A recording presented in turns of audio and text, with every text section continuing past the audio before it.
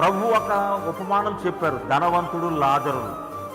మరి ధనవంతుడికి లాజరు కనిపించాడా లేదు? మాకు కనిపించాడా లేదు? కనిపించినట్టు మనం చూసామా లేదు? మరి లాజరు కూడా ఆయన ఏం చేసి ఉండొచ్చండి? చూసి ఉండొచ్చు కదా. కానీ ఇద్దరి మధ్యలో ఏముందంట? పెద్ద అగాధం ఉంది. ఇప్పుడు ఆ లాజరును చూసి ఈయన బాధపడుతున్నాడా లేదా? లాజరు కూడా చూసి ఏమై ఉండొచ్చు, అయ్యో ఎలాగ బతికాడు ఈయన, చివరికి ఇటువంటి బతుకొచ్చింది ఏంటి వీడికి అని అనుకునే ఉండుంటాడు కదా అక్కడ.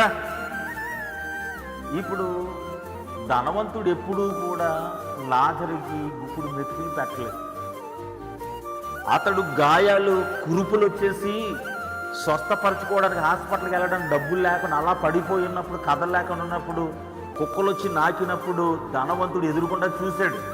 అరే మన ఇంటి ముందు ఉంటున్నాడు, ఎన్ని డబ్బులు ఖర్చు పెడతలేదు, ఒక డాక్టర్ గారిని పిలిచి బతికినంతకాలం బతుకుతాడు, మంచిగా కట్లు కట్టండి అయ్యా అని ఆ పని కూడా చేయలేదు ఆయన.